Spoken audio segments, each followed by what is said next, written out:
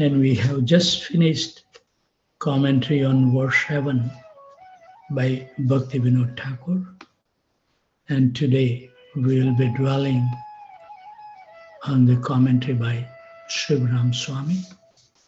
And before we do, we will read the translation of the verse number 7. As long as the unchaste, dog-eating woman of desire for prestige dancing in my heart, how can the chaste and pure lady of love for Krishna touch it?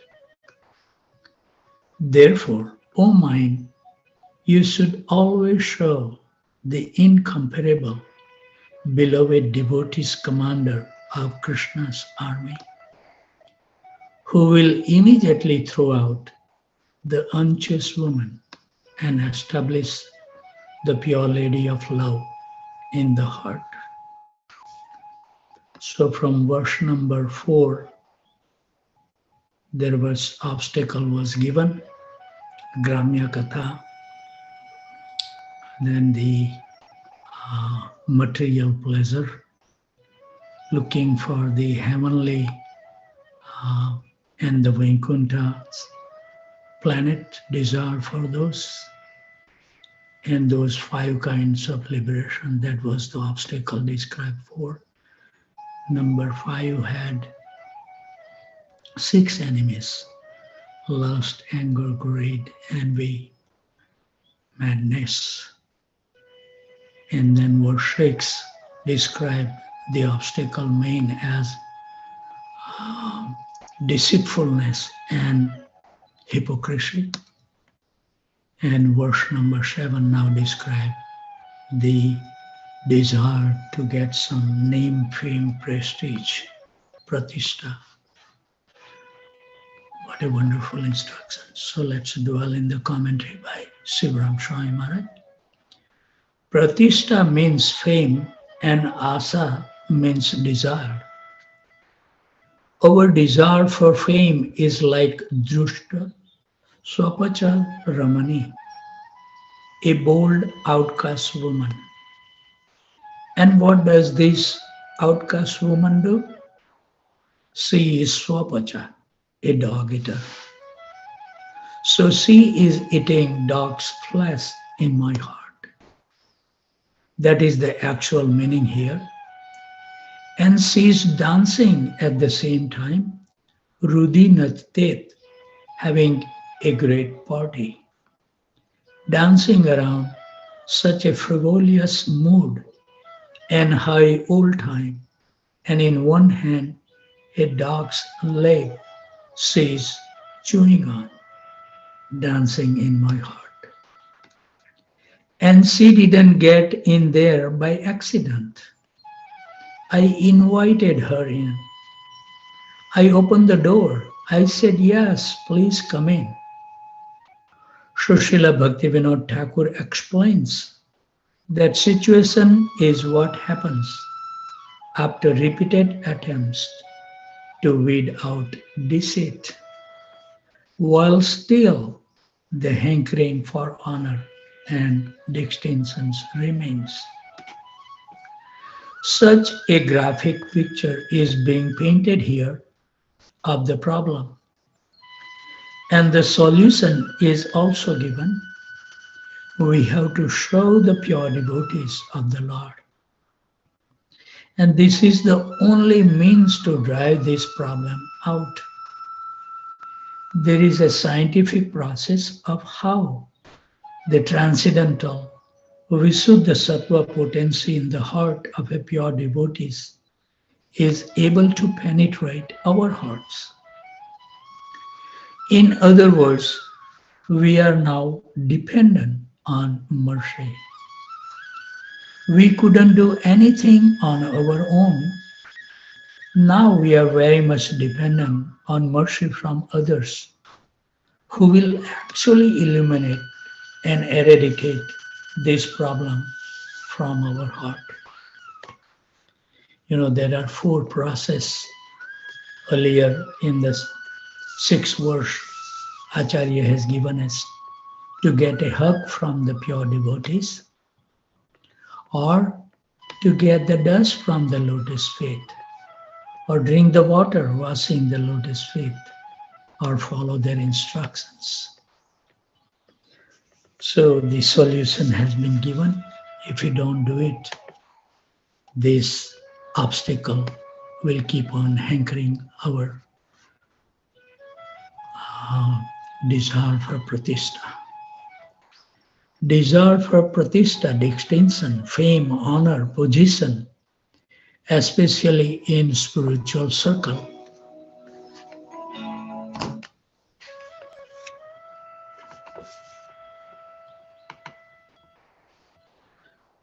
just hang in there.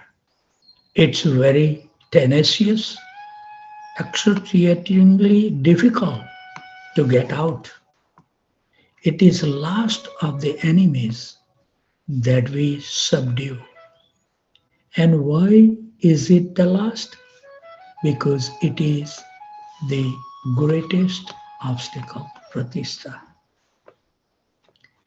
We are allowing this shameless personality to come within our heart.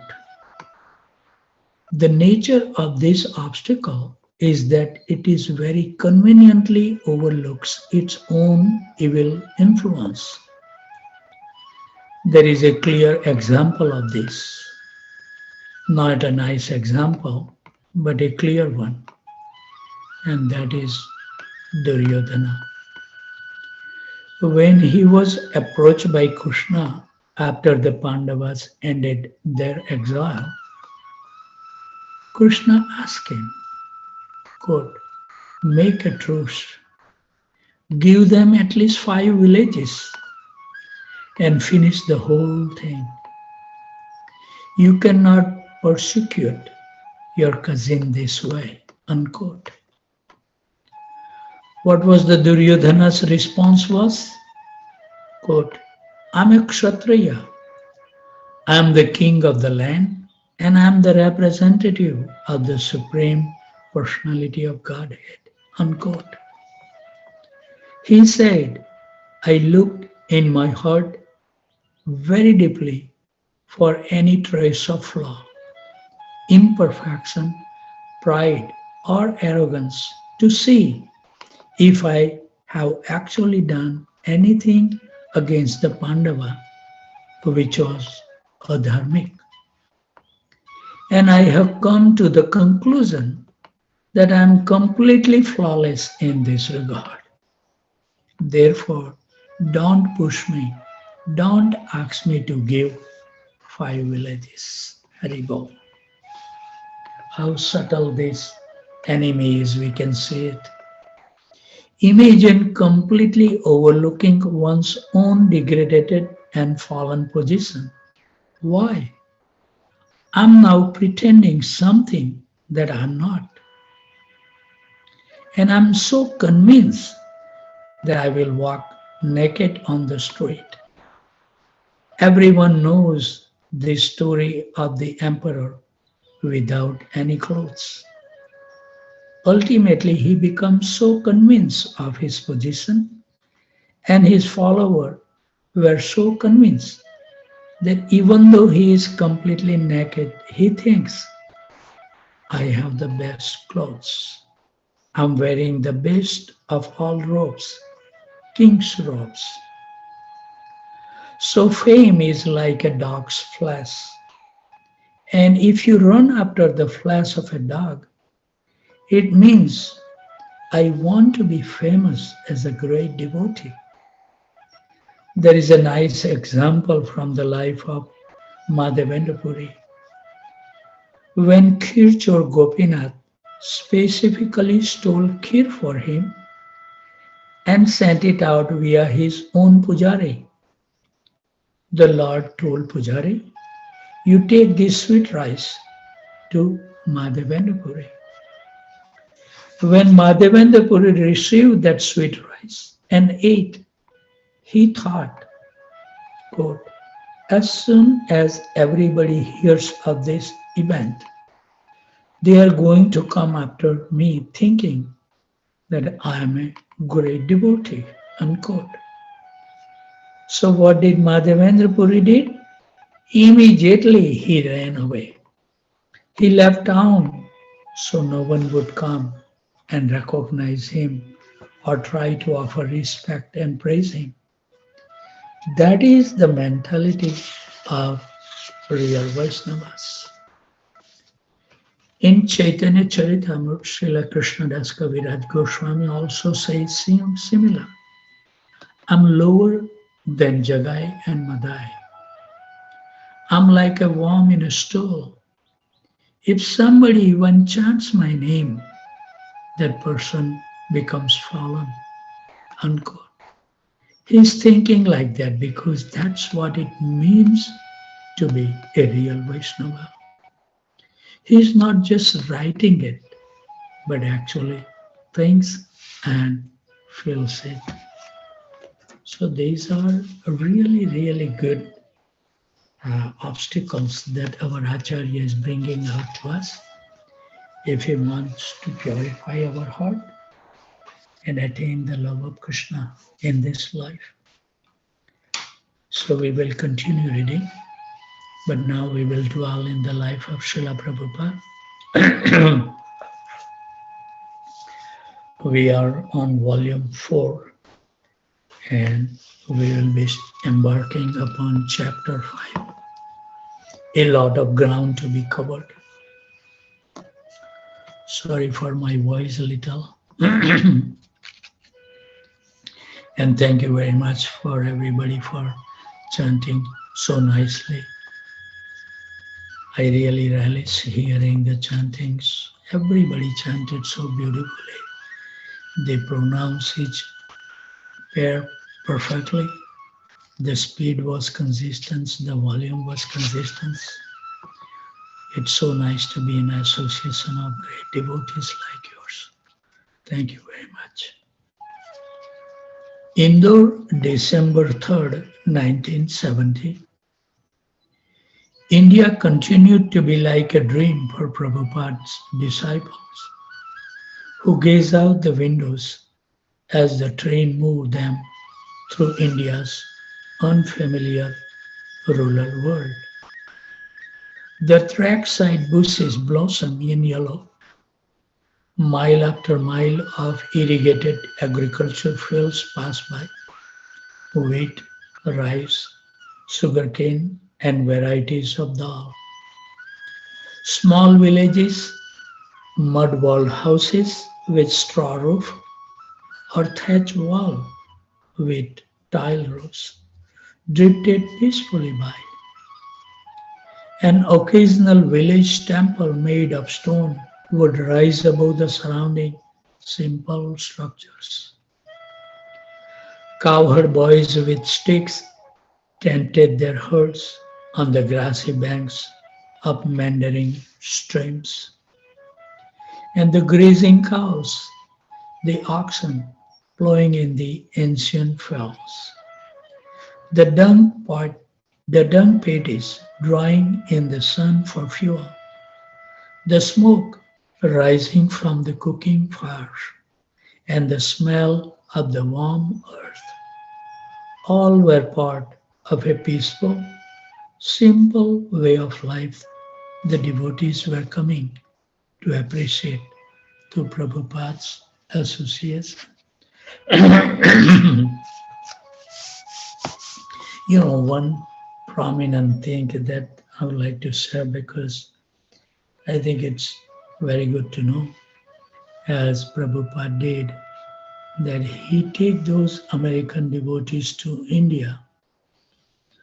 The goal was to impress upon the Indian people that this is so sublime that even other countries' people are taking seriously.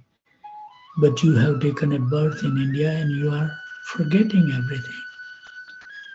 So, I have heard so many comments about when I was the TP at the Houston Temple that we have a lot of Indian congregation, not that many American, which is we have been trying hard to get the other sects to join, but somehow or other not that really that success. So His Holiness, uh, what is the name? Haribo. Hmm. Veer Baru Maharaj. He was visiting Houston,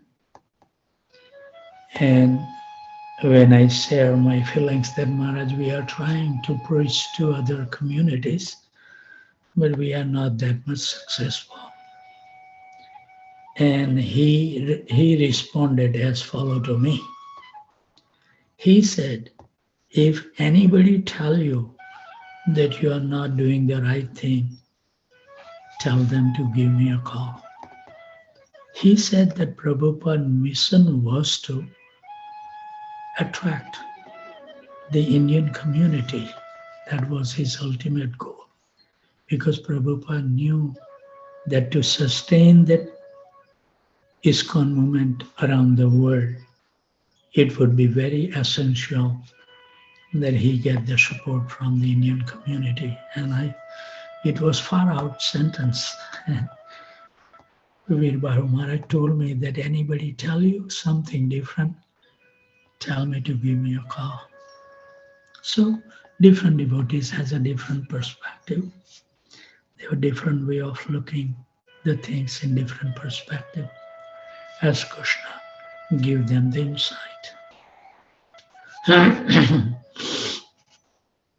Prabhupada and his disciples were en route to Indore, a city of 475,000 in the central Indian province of Madhya Pradesh, 13 hours northeast of Bombay.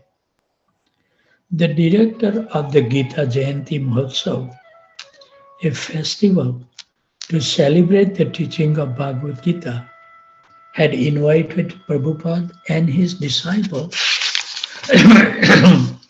to attend their convention and public meeting. In Indore, Srila Prabhupada and his disciples settled into their quarters near the Gita Bhavan, the site of the Gita Jayanti Mahotsav. The director of the convention had assigned Prabhupada a bungalow with a lawn and garden and had provided nearby facilities for his disciples. The devotees toured the ground of the Gita Bhavan, noting the many swamis and sadhus who had arrived from various parts of India for the Mahotsav. They saw the large pandal and stage, the eye hospital run by the Gita Bhavan, and the diorama exhibit. The diorama exhibit they regarded as the kind of eclectic mixing of spiritual paths that Prabhupada often referred to as hodgepodge. Krishna, Buddha, Jesus, Vivekananda, Ramakrishna, and demigods and animals were all on display. While admiring the energy and imagination that has produced such an exhibit, the devotee questions the benefit of such a conglomeration. On the first night of the festival, Prabhupada was scheduled as the last speaker.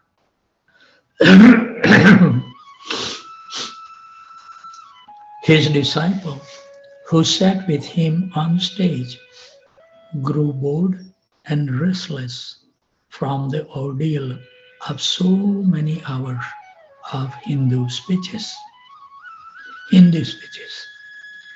And knowing that these speakers were presenting Mayavad misconceptions made the evening especially painful.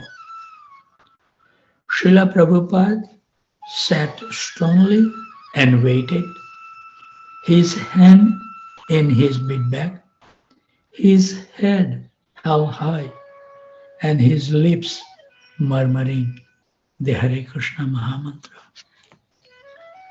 When Prabhupada finally spoke, he began by explaining that in the West he was spreading the teaching of the Gita as it is, Bhagavad Gita. He said could be properly understood only in disciplic succession, just as Arjuna, the original student of the Bhagavad Gita, had understood it. The Gita was for the devotee of Krishna and should not be misinterpreted by non-devotees. To misinterpret the Gita, he said, was to cheat in the name of religion. He also spoke strongly against pseudo-incarnations. Prabhupada concluded his talk and asked his disciple to begin kirtan. It was an aesthetic, spontaneous event, and Prabhupada began dancing on stage along with his disciples. The crowd came to life and began clapping rhythmically. Hansadutta jumped down from the stage, still playing mridanga, and began inducing members of the audience to join in chanting and dancing.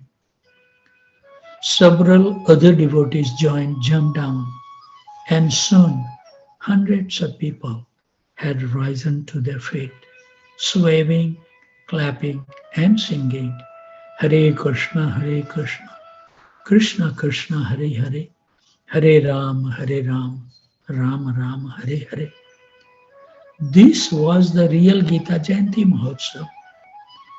The holy name of Krishna was being sung, and everyone was happily united in the kirtan. Greatly pleased by the performance of Prabhupada and his disciple, the Pandal directors visited Prabhupada the next day in his bungalow. Prabhupada complained at having to wait so long before he could speak. His disciples shouldn't be required to sit through hours of speeches in a language they couldn't understand. When Prabhupada intimated that the speeches seriously deviated from the teaching of the Gita, the director of the Gita Bhavan replied as follows, quote, "We do not favor any particular way. Followers of the Sankara school and others also come to our institutions. We do not subscribe wholly that Sri Krishna is the sole God or anything of the sort. There is a power behind him." Haribol. This remark drew fire from Srila Prabhupada. What kind of glorification of the Gita was this if the speaker did not accept Krishna as he is explained in the Gita?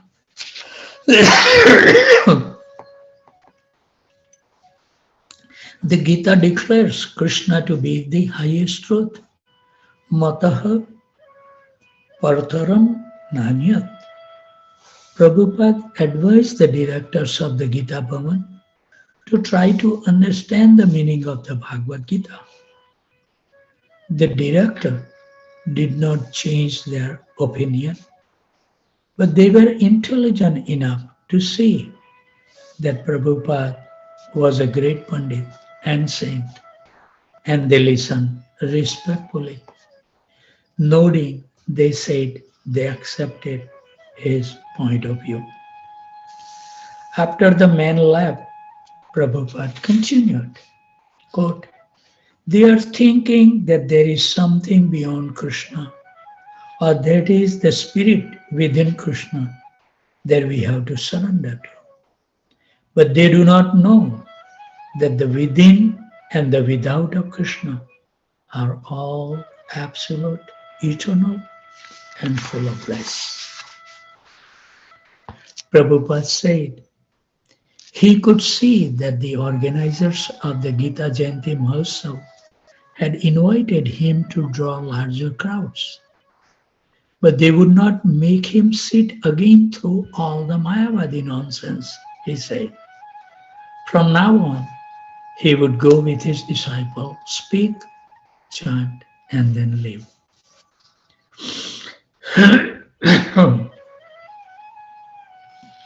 The next night, whoever, despite promises by the Pandal director, Srila Prabhupada again had to wait until the end of the program before he could speak and hold kirtan. This night, the crowd was larger than before, and they were clearly waiting for Srila Prabhupada and the foreign sadhus. When Prabhupada's turn came at last, he spoke and then asked his disciple to begin kirtan. During the kirtan, one of the members of the Gita Bhavan gestured to the devotees to jump down into the crowd as they had done on the preceding night. But what had been a spontaneous event the night before could not be artificially staged simply as a crowd pleasure. The man, however, was insistent. He came forward to the edge of the stage, reached up, and began grabbing at the feet of the dancing devotees, trying to pull them into the audience. The devotees became annoyed. Grabbing indiscriminately, the man pulled at one of the woman's saris. Srila Prabhupada was also dancing. But when he saw this, he rushed to the edge of the stage, swinging his kartals toward the man's face and shouting, "Stop this!" The man retreated, and Prabhupada and his disciple continued their kirtan.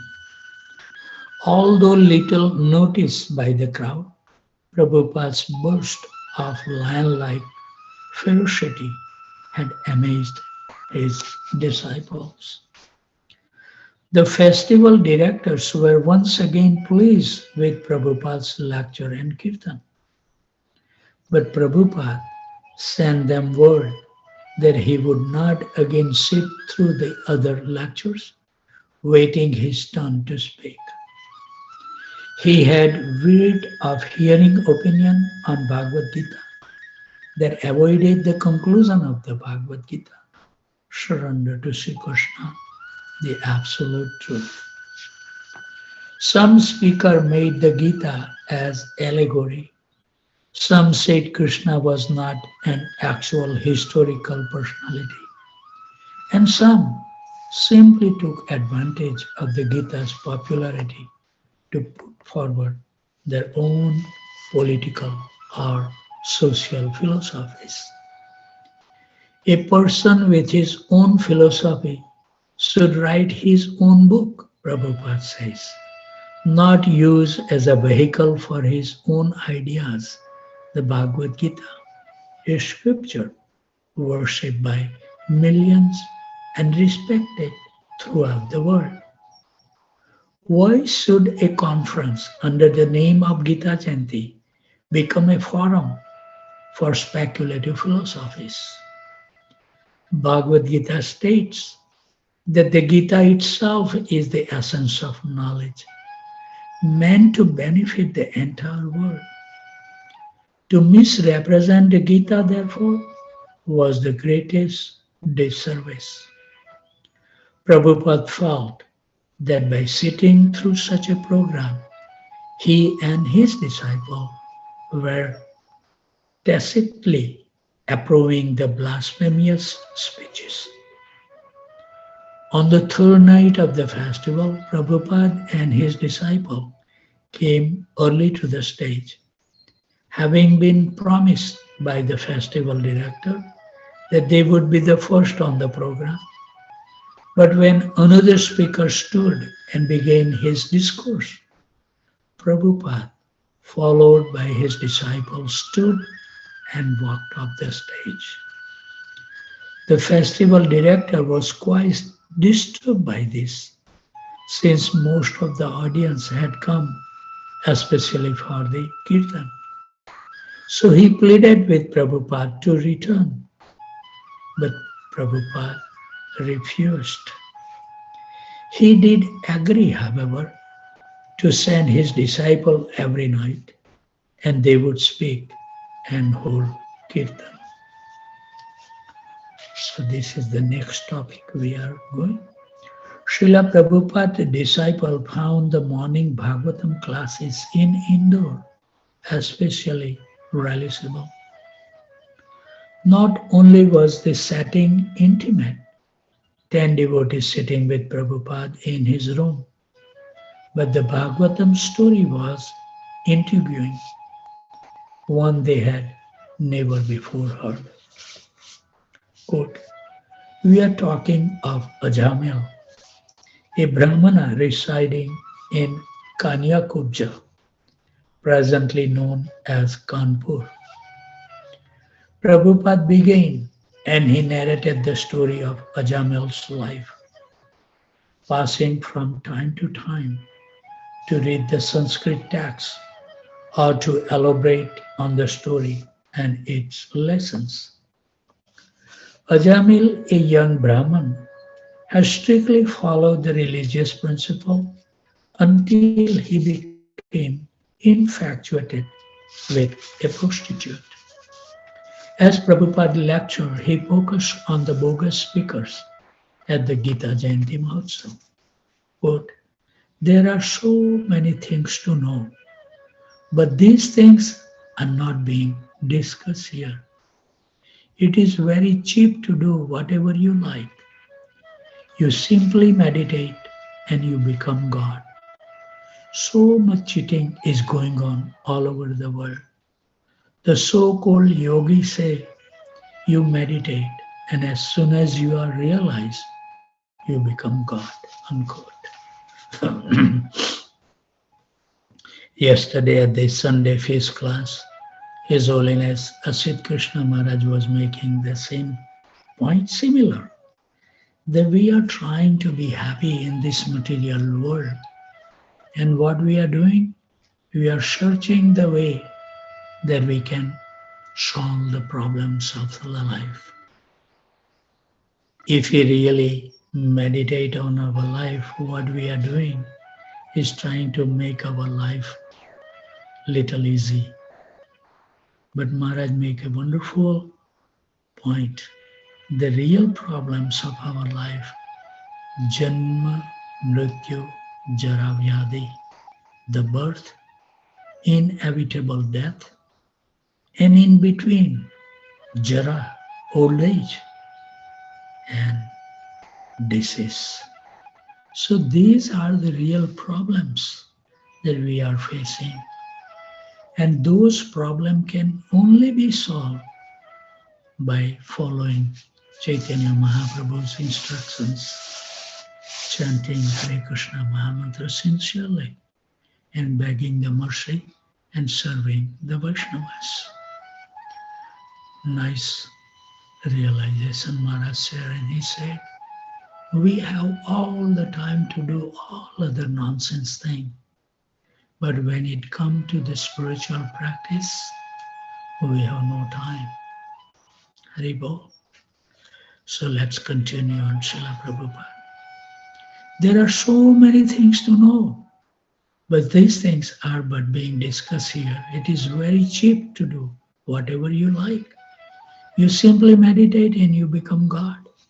So much cheating is going on all over the world. Then so-called yogis say you meditate and as soon as you are realized, you become God. And you see so many Preaching is going on in this world like this. Quote, the Bhagavad Gita is being interpreted in so many different ways. And all our sannyasi has attested that before they touched the Bhagavad Gita as it is, they were confused by reading different commentary on Bhagavad Gita by so many different authors. Unless and until we come in contact with Prabhupada Bhagavad Gita, we can derive the same result as Arjuna did.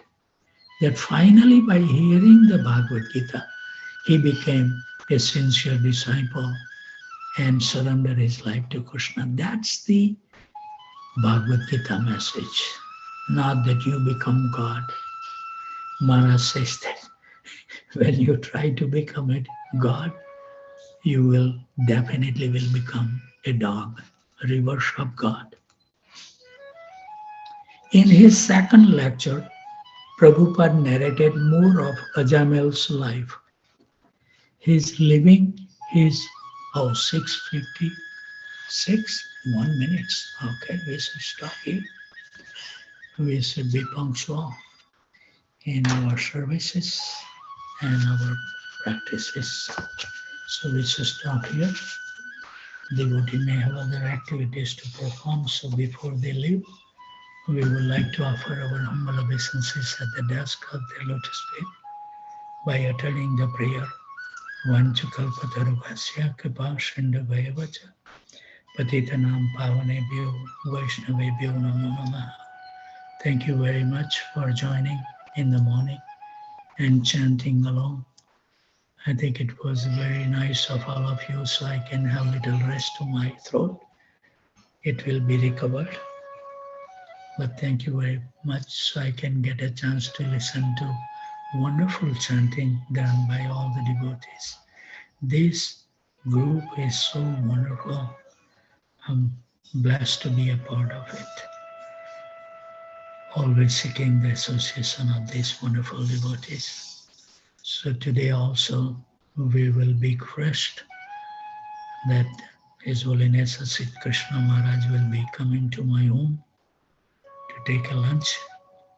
Last visit we invited every single day, but because of my father-in-law's situation health-wise is so bad that my wife cannot attend Maharaj, and Maharaj understood very nicely. He came and spent a lot of time with me, but today we'll be able to show him, because we are determined that no matter what happens, we should show, because Maharaj is very kind. What can I say? His great personality's presence make our life successful. By having that darshan even is glorious. So looking forward for your association tomorrow morning before 2 o'clock. If you cannot join, you can join at your convenient time. If anybody has any quick question, comment, correction,